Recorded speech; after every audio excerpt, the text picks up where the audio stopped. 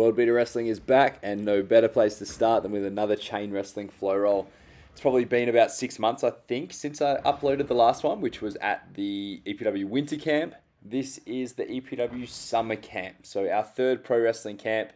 I'm in the ring here with Seth Tylors from Townsville, a North Queensland wrestler who I met on my first experience in Townsville, wrestling for the QWA, and Seth actually participated in one of my seminars over there.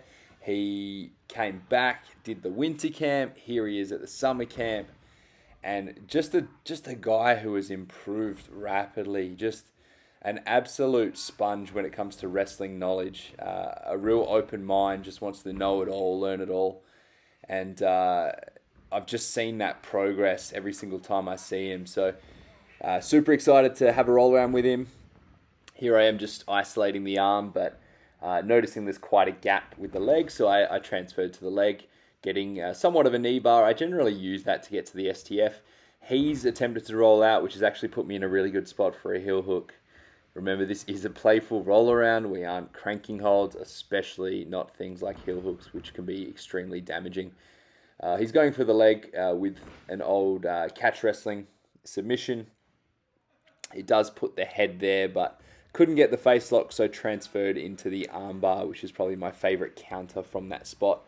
You'll notice that I stuck my leg through, which I often use to break the grip, but I was actually going for this mounted triangle and then rolling through to a regular triangle choke and then transferring over into the arm bar. So with these flow rolls, I don't like to stay in one position for too long. I'll hold it, I'll allow opportunity for a counter, but sometimes I just know I'm in a spot that's going to be difficult to counter or kind of tie us up, and I'll try to get my own way out to open up more possibilities for my opponent.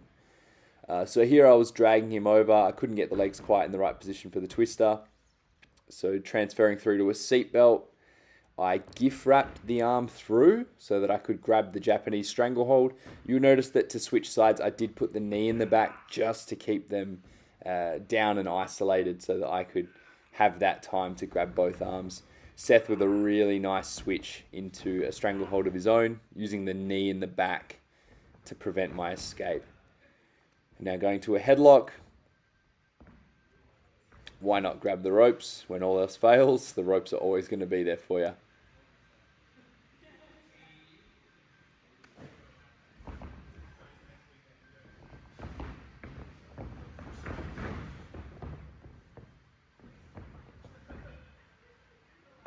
Now getting back into the action, I decided to drop down, shoot my legs through, going for a bit of a single leg X guard. He forced my leg over to prevent it. Almost kind of had a bit of a sharpshooter, but in that little scramble, we kind of ended up both having control of the legs until I came over here. Just step over toe holding that leg as far as I can, and then here into a rolling modified deathlock, which I have covered on the channel before.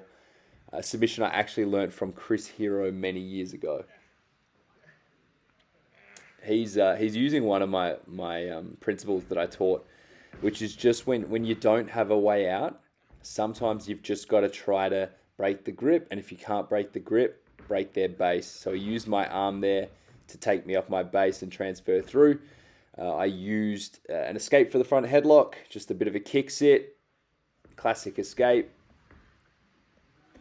Again, using that knee to isolate. I love to use all my limbs. So even though a lot of my submission work comes from my arms, I like to use my knees, my shins, my feet to trap them down. Trapping Seth now in the hammerlock so that I could take the other arm. I saw an opportunity for a back take, trying to go for the choke. Seth doing a great job of peeling off the choking arm and getting it on the wrong side of his head, or I guess it would be the right side for him, the correct side, because he did prevent that choke. Going into a spinning knee hold there, and then using a submission that I tend to use a lot, and I have put it on the channel, which is my rolling ankle lock, but he's using a modified version here. So rather than having to go to the ankle lock, he can actually just use his foot to put pressure on my knees. Now, a lot of this isn't textbook. I just kind of feel my way through and see where we land. And I think that's the beauty of a flow roll. You kind of make up things, you learn new things. And sometimes it does work, sometimes it doesn't. So here I'm just figure fouring the legs. He had brought his body up. I needed to flatten him out first so that I could go into this bow and arrow stretch. Locking it on real deep and then, oh, cheeky thumb. Seth here rolling over into the pin, and that's the end of our flow roll. If you want to see more videos like this, click on the subscribe button, spread the word, and if you have any questions or requests for World Beater Wrestling, don't be afraid to comment below.